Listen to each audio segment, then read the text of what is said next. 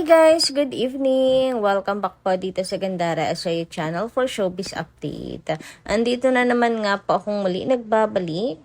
Ang nagmamaganda ninyong kachismosang Kimpang, wala na nga pong iba. Ang lokaret na si Gandara SRU upang magatid sa inyo ng latest update and fresh happenings patungkol kina Kim Chiu and Paolo Avellino.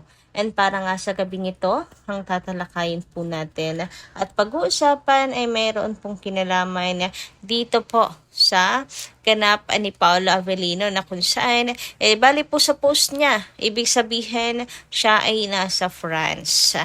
And syempre, usap-usapan din ang tungkol dito sa malamang nakarating na kay Paolo Avellino ang mga kumakalat at chismis tungkol po sa kanya. Pero bago po ang lahat ng iyan, guys, sa mga hindi pa po nakaka-subscribe sa ating channel, naku, i-click nyo na po yung subscribe button natin at notification bell agad-agad para maging updated po kayo at araw-araw sa mga ganap, ayuda, mga latest happenings kina Kim and Paolo. Sapagkat araw-araw, nagbibigay po tayo ng mga balita. Pero bago po ang lahat, narito po ang ilan sa mga comment na napili natin basahin ngayong gabi ito. Ito po bilang pasasalamat natin sa mga taga-subaybay natin na nakasuporta araw-araw at nag-aabang ng mga daily updates. So, narito nga po ang first commenter natin ngayong gabi, si Ma'am Dina La Fortesa. Woohoo! Shoutout po sa inyo. Palakpakan naman kayo dyan. Uy, palakpakan talaga. Anyway, eto na nga ang sabi niya. Sobrang fake news. Sinabi ng commenter na balak balikan ni Paolo si Janine. Unang-una, walang dahilan para balikan ni Paolo si Janine dahil hindi naging si Janine at Paolo. Ayon mismo kay Paolo Avellino.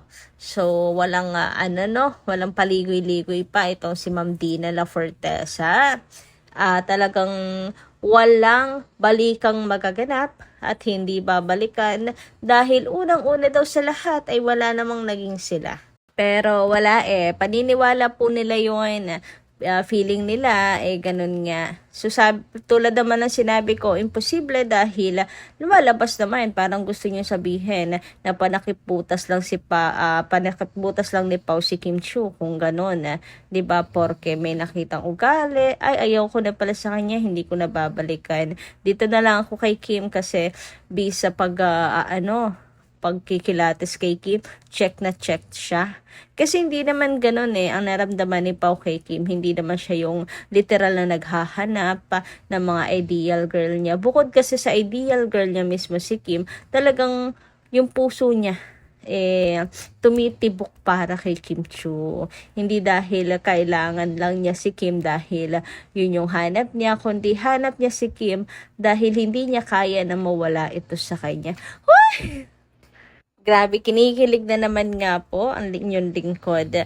Anyway, dumako na naman po tayo dito sa comment ni Ma'am Edith na doon sa magandang gabi po sa inyo and shout out. Ayun dito sa kanyang comment, hay nako na naman, sakit ng ulo nyo. Huwag idikit-dikit si Kim ni Gerald. Tagal na yon, wala na second chance na magaganap. Move on mga bashers sa inyo na si Gerald na babaero. Kung nagustuhan nyo si Gerald, so doon kayo isaksak si Gerald sa baga nyo at magsama kayo sa impyerno. Nga, wakwa kayo. Wag na itami si Kim Chiu, Ayan. Siguro lakas din ng crush nila kay kay Gerald. So bakit hindi na nga lang sila ang isiksik yung sarili nila kay Gerald, baka may pag-asa pa. Wag na nilang idamay si Kimi, okay?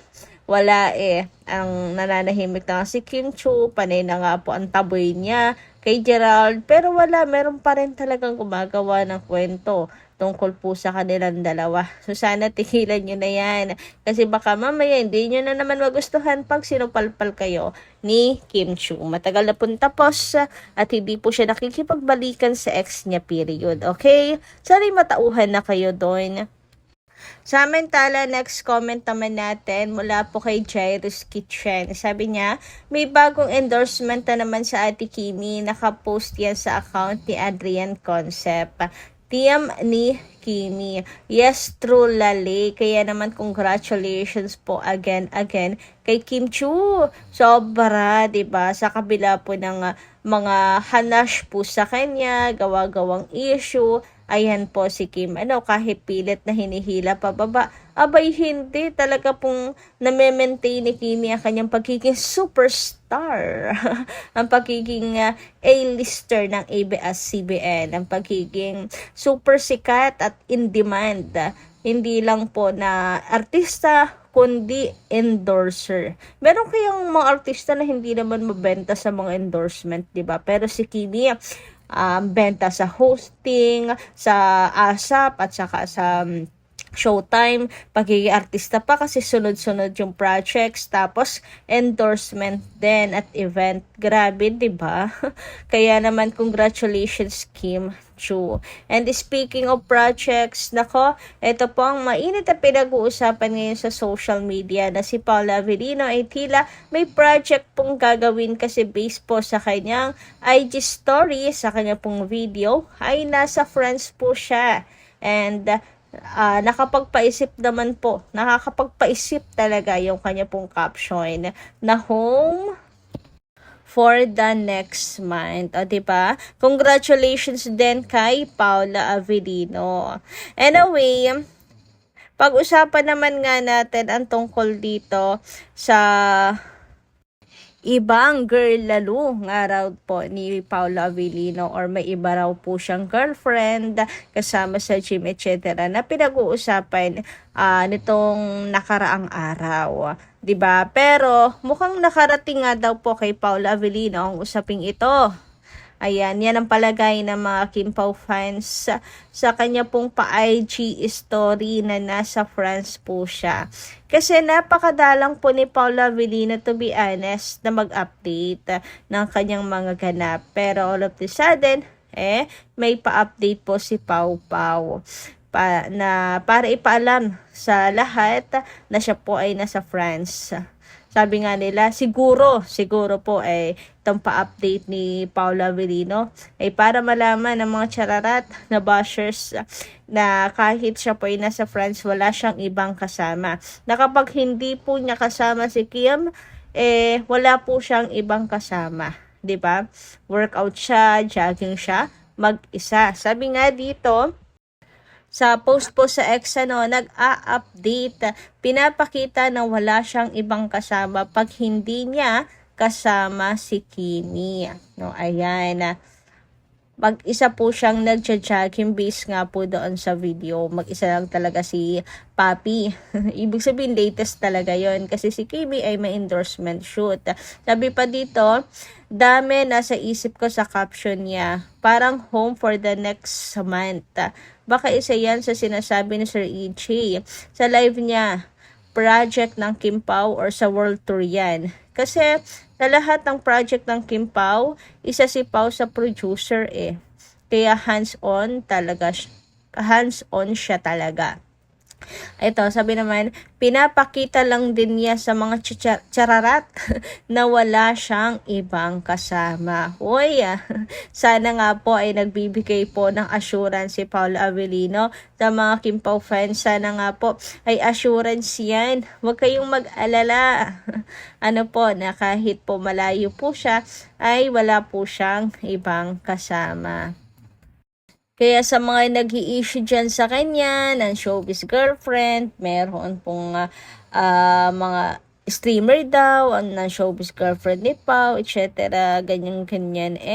Nako, manahimik na po kayo. Kasi ngayon pa lang, inuunahan na kayo ni Paula Avellino. Anyway, yung shoot naman po ni Chinita Princess ay mukhang kuha po sa yate. Based po dito sa ganap or post ni Adrian. Mukhang ito ang pinagkakaabalahan ni Chinita Princess po ngayon. So kahit po hindi sila magkasama ngayon, maging panatag na po kayo. Kasi nagbibigay naman po sila ng assurance. Sila po ay busy sa kakatrabaho, kahit ng kayod yung dalawa. Kaya mga bashers, mahiya naman kayo. Sila Kim and Paulo, hindi ba napaka yayaman na. Pero sige pa rin, panay pa rin po ang work. So sana ang mga bashers dire at tupaki na lamang din po ang kanilang mga buhay-buhay at magsipag-sipag. Mahawaan naman ang Kimpaw. Anyway, hanggang dito lang muna yung ating update. Maraming salamat kayo sa inyong pakikinigan. Kita-kits po muli sa mga susunod pa natin, chika. Maraming pong salamat at ingat po kayo palagi.